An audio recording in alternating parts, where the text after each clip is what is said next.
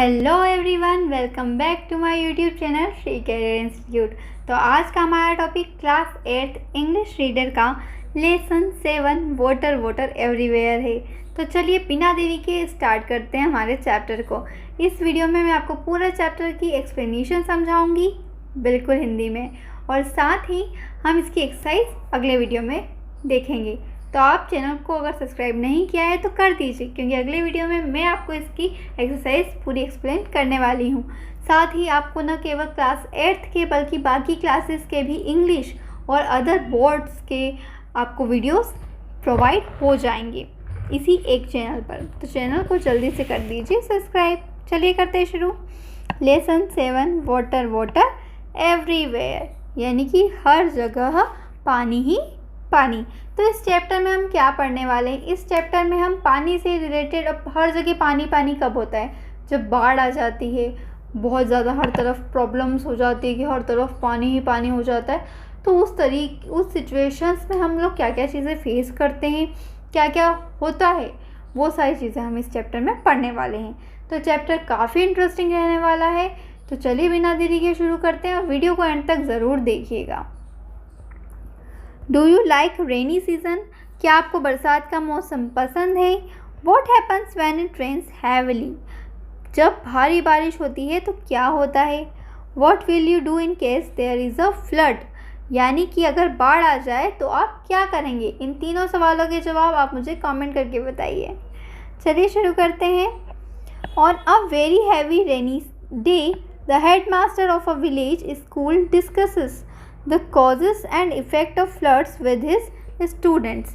यानी कि एक बहुत भारी बरसात के दिन एक गांव के स्कूल के जो हेडमास्टर थे, प्रधान अध्यापक थे, वो अपने स्टूडेंट्स के साथ बाढ़ की वजह और उससे क्या क्या प्रभाव होते हैं ना, उससे क्या क्या चीज़ें होती हैं, उनके बारे में चर्चा करते हैं। He begin to talk to the students. वे छात्रों से बात करना शुरू करते हैं। Headmaster, it's raining cats and dogs, यानी मूसलाधार बारिश हो रही है। कैट्स एंड डॉग्स का मतलब होगा मूसलाधार बारिश, ठीक है। आगे देखते हैं। Vinay, sir do you mean cats and dogs are falling from the sky? अब विनय क्या बोलता है? सर, क्या आपका मतलब ये है कि बिल्लियाँ और कुत्ते आसमान से गिर रहे हैं? Headmaster, no no, I mean it's raining heavily. नहीं नहीं, मेरा मतलब है कि भारी बारिश हो रही है। The items cats and dogs is used to indicate heavy rainfall, यानी कि जो बिल्लियाँ और कुत्ते हैं ना, वो एक मुहावरा है। ये जब भारी बारिश होती है तो इसको बताने के लिए इंग्लिश में यूज़ किया जाता है it's raining cats and dogs, यानी कि भारी मूसलाधार बारिश हो रही है, ठीक है। अर्जुन, ओ इट्स इंटरेस्टिंग, यानी कि यह रोचक है।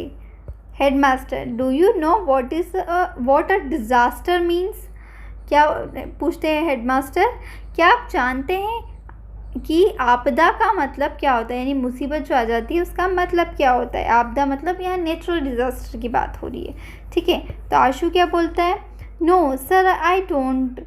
What does it mean? यानी कि नहीं सर, मैं नहीं जानता इसका मतलब क्या है। तो हेडमास्टर बोलते हैं, disaster is an unexpected event such as an accident, यानी कि जो डिज़ास्टर होता है वो हमने कोई एक्सपेक्ट नहीं किया होता है, हम पहले से पता नहीं होता कि होने वाला है, जैसे कि एक्सीडेंट, ठीक है, फ्लड और अ फायर, यानी कि आग लग जाना या बाढ़ आ जाना। ये चीज़ हमें पहले से थोड़ी पता होती है कि कब आग लग जाएगी या कब बाढ़ आ जाएगी, हमने ये चीज़ एक्सपेक्ट नहीं की होती है, लेकिन हो जाती है, यानी दुर्घटना हो जाती है। तो ये दुर्घटना को ही हम आपदा भी कह सकते हैं। ये इस तरीके की ही होती है। इट किल्स और injures a lot of people और cost a lot of damage to property. लेकिन क्या होता है कि इसमें बहुत से लोग मर जाते हैं, बहुत से घायल हो जाते हैं और बहुत सारी जो प्रॉपर्टी होती है उसको भी बहुत नुकसान पहुंचता है। आगे देखते हैं। Sandeep, sir what causes flood? Sir, बाढ़ का क्या कारण है? बाढ़ कैसे आती है? तो हेडमास्टर बोलते हैं, floods are caused by heavy rains, यानी कि भारी बारिश की वजह से बाढ़ आती है। बस्टिंग ऑफ डैम्स यानी कि बांध फटने की वजह से, या फिर क्लाउड बर्स्ट यानी कि जो बादल फटते हैं उसकी वजह से, यानी अगर बांध टूट जाएगा तो बाढ़ आ जाएगी, और अगर बादल टूटेंगे और ज़ोरदार बारिश होगी तो उसकी वजह से भी बाढ़ आ जाएगी। फिर आबू बोलता है, Abu, does it mean they are caused by natural forces only? तो क्या इसका मतलब है कि यह केवल जो प्राकृतिक शक्तियाँ होती है उसके कारण होता है, यानी जो नेचर होता है उसकी वजह से ही होता है? तो हेडमास्टर बोलते हैं नो, कि नहीं, तो floods are mostly caused by natural forces, we also play a role in causing them. यानी कि ये जो हालांकि ज़्यादातर जो होता है वो प्रकृति की वजह से ही बाढ़ आती है, लेकिन उसे पैदा करने वाले हम होते हैं, यानी कि हमारी वजह से ही ये चीज़ें होती हैं। अब महेंद्र पूछ रहा है कि हाउ सर, यानी कि कैसे? तो HM सर बोलते हैं, bye deforestation, faulty dam construction and breaches in embankments. यानी कि एक तो पेड़ों की कटाई की वजह से पेड़ों की कटाई होती जा रही है। अब डिफॉरेस्टेशन यानी फॉरेस्ट है, जो जंगल है, उनकी कटाई हो रही है जंगल को काटने की वजह से। और जो बांध होता है उसको एक तरीके सही तरीके से उसका निर्माण ना कर कर उसमें दोष होना। उसके अलावा जो तटबंध होते हैं ना, जहाँ पर जो नदी के तट होते हैं उन पर दरारों की वजह से भी बाढ़ आती है। रीचा, ब्रीचेस इन एम्बैंकमेंट्स यानी तटबंधों में दरार, ऐसा वो सोच रही है, ऐसा बोल रही है कि ऐसा कैसे हो सकता है? तो HM बोलते हैं, yes, nowadays pressure of transport route like railway near river banks cause breach in the embankments. यानी कि हाँ, आजकल नदी के तट के पास रेलवे जैसे जो ट्रेवल के जो मार्ग रास्ते होते हैं उनका जो दबाव होता है उसकी वजह से जो तटबंध होते हैं उनमें दरार हो जाती है। It is also a cause of flood, और यह भी एक बाढ़ का कारण है। फिर महक बोलती, sir what are the effects of floods on us? Sir बाढ़ का हम पर क्या असर पड़ता है? तो HM बोलते हैं, there are several ill effects such as destructions of life and property. यानी कि इसके कई सारे इफ़ेक्ट हो सकते हैं, दुष्परिणाम हो सकते हैं, जैसे कि हम हमारी ज़िंदगी खो सकते हैं, हमारा जीवन जा सकता है। उसके अलावा हमारी जो प्रॉपर्टी होती है वो ख़त्म हो जाती है, लोगों के घर टूट जाते हैं। ठीक है। Epidemics can also occur after floods, और जो बाढ़ होती है बाढ़ के बाद फिर क्या होती है, महामारी भी आती है। अब कपिल पूछता है, sir what are epidemics? Sir epidemics यानी कि महामारी क्या होती है? फिर HM बताते हैं, epidemics are infections disease which spread out all over a large population by means of contaminated water, food and air। यानी कि जो महामारी है वो एक संक्रामक रोग होती है जो कि संक्रमण से फैलती है। अब वो कैसे फैलेगी? वो गंदा पानी पीने से, गंदा खाना खाने से, और हवा में गंदगी होने की वजह से भी वो एक बड़ी आबादी तक फैलती है। Bhavna, oh that's why we have cholera, malaria and diarrhoea after the rains every year. Oh, इसीलिए हमें हर साल बारिश के बाद मलेरिया और डायरिया और हैजा जैसी बीमारियां होती है। HM, yes, and soil erosion is another ill effect of floods. और हाँ, इसीलिए क्या है कि मिट्टी का जो कटाव हो रहा है वो भी बाढ़ की ही वजह से हो रहा है। Ashish, sir what should we do in a situation when floods confront us? यानी कि अब आशीष पूछना चाह रहा है कि सर जब हमारे सामने बाढ़ आ जाए तो हमें क्या करना चाहिए? तो HM बोलते हैं, always remember to keep an eye on the water level of the river और the stream specially when it is raining heavily. यानी कि इसके लिए क्या करना होगा कि नदी या नाले के जल स्तर पर हमेशा नज़र रखना चाहिए, वाटर लेवल पर हमेशा नज़र होनी चाहिए, खासकर जब भारी बारिश हो रही हो तब हमें ध्यान होना चाहिए कि कब नदी उफान पर आ सकती है, उसमें पानी बढ़ रहा है तो। ठीक है, फिर विजेंद्र क्या पूछता है, can we go near the river to see the water level. तो क्या, अब विजेंद्र बोल रहा है क्या हम जल का स्तर देखने के लिए नदी के पास जा सकते हैं। तो HM बोलते नो नेवर डू इट, नहीं ऐसा कभी मत करना। It is risky for children, यह बच्चों के लिए जोखिम भरा है। द वॉचमैन और the person on duty should do that, यानी चौकीदार या जो भी ड्यूटी पर व्यक्ति तैनात होता है वो ऐसा करेगा या उसे ऐसा करना चाहिए। Nisha, sir last year some children of the nearby village went near the stream and one of them got drowned. यानी कि अब निशा बताती है कि सर पिछले साल पास के गांव के कुछ बच्चे नाले के पास गए थे और उनमें से एक डूब गया। HM, yes it was horrible, यानी कि हाँ यह भयानक था। So always keep a safe distance from a flooded river और स्ट्रीम। तो इसीलिए हमेशा जो भी एक जो नदी नाले रहते हैं जिनमें बाढ़ आ रही होती है, भयानक पानी होता है, तो इससे हमेशा एक सुरक्षित दूरी बनाए रखें।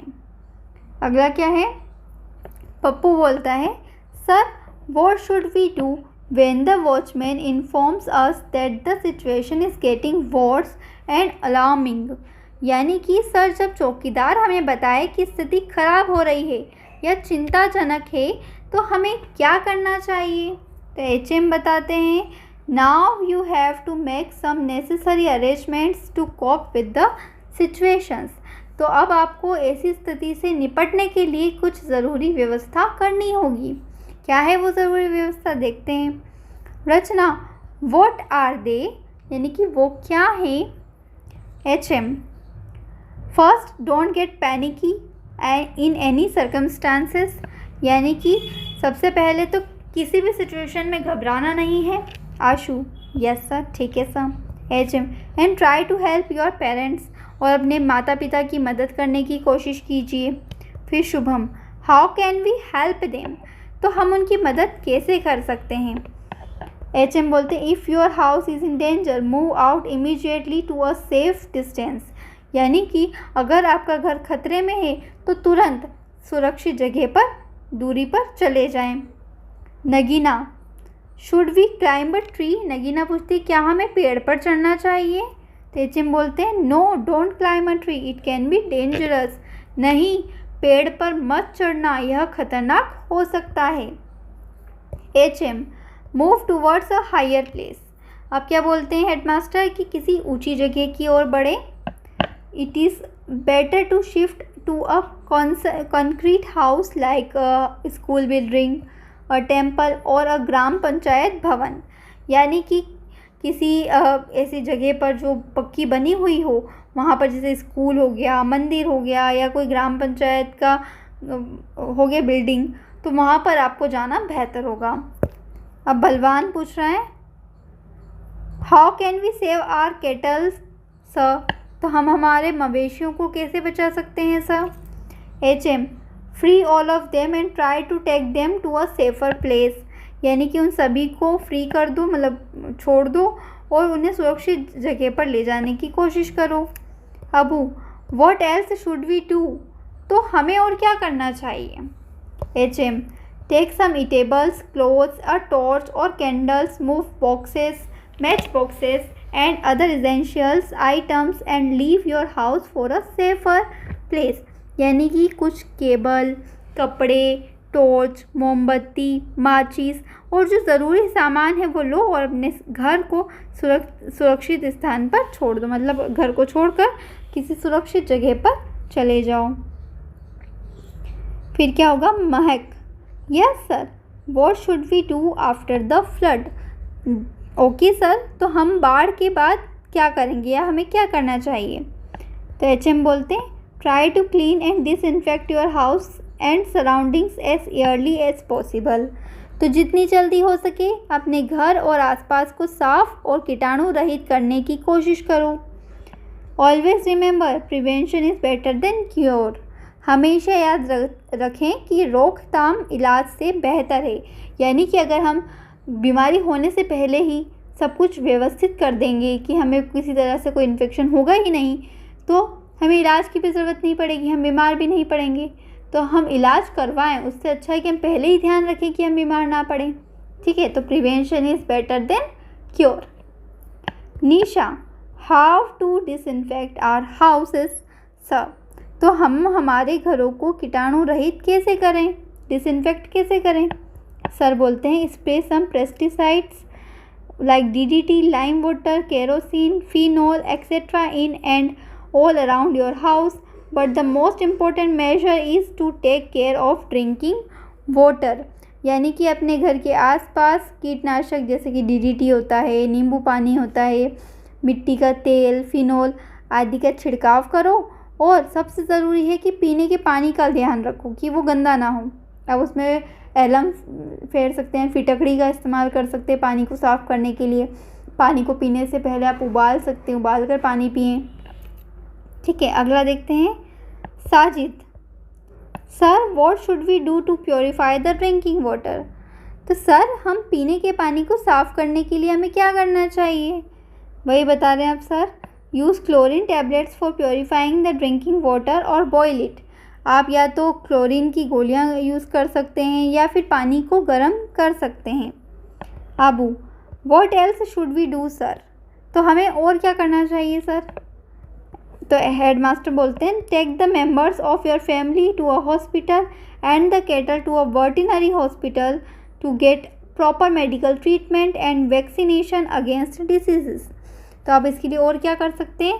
आप एक तो अपने घर वालों को और अपने जो मवेशी, जो भी उनके पास गाय भैंस या जो भी पाल रखे होते हैं, उन्हें वो हॉस्पिटल्स में लेकर जाए। अपने घर वालों को हॉस्पिटल्स में लेकर जाए, वहाँ उनका इलाज करवाएं कि अगर उन्हें कोई बीमारी ना हो रही हो, वैक्सीनेशन करवा दें। ठीक है, टीकाकरण जो होता है वो करवा दिया जाए। All students, thank you sir, today you have given us very valuable information. अब वे सभी बच्चे मिलकर अपने सर को धन्यवाद करते हैं और कहते हैं कि आज आपने हमें बहुत ही वैल्यू वाली चीज़, बहुत ही मूल्य वाली बात बताई है, बहुत अच्छी वैल्यूएबल जानकारी हमें दी है। तो हेडमास्टर कहते हैं, okay now go back to your houses. अच्छा, अब आप अपने घर वापस जाओ। May God forbid but at any time in future you hear some alarming news like a flood, do shift to a safe place like this school building with your family and neighbors as soon as possible. अब क्या बोलते हैं कि भगवान न करे, लेकिन अगर भविष्य में कभी भी बाढ़ जैसी कोई भी चिंताजनक खबर सुनाई दे तो जल्द से जल्द अपने परिवार और पड़ोसियों के साथ इस स्कूल बिल्डिंग जैसी सुरक्षित जगह पर चले जाएं। तो इस तरीके से जो हेडमास्टर थे, उन्होंने बच्चों को बाढ़ से होने वाले दुष्प्रभाव और बाढ़ में किस तरीके से हमें उस सिचुएशंस को टैकल करना है वो चीज़ पढ़ाई है। इस चैप्टर के थ्रू आपको भी बहुत सारी जानकारी मिली होगी बाढ़ से रिलेटेड की अगर बाढ़ आ जाती है तो हमें किस तरीके से उससे डील करना होगा। वीडियो बहुत ही इंटरेस्टिंग था, आपने एंड तक देखा है, थैंक यू सो मच। और आपको ये वीडियो के थ्रू ये एक्सप्लेनेशन भी अच्छे से समझ में आई होगी, आप मुझे कमेंट करके बताइए। वीडियो अगर पसंद आया है तो वीडियो को लाइक कर दीजिए। अब इसकी एक्सरसाइज हम सॉल्व करेंगे हमारे नेक्स्ट वीडियो में, तो बने रहिए मेरे साथ और चैनल को कर दीजिए subscribe. Thanks for watching this video, take care, bye bye.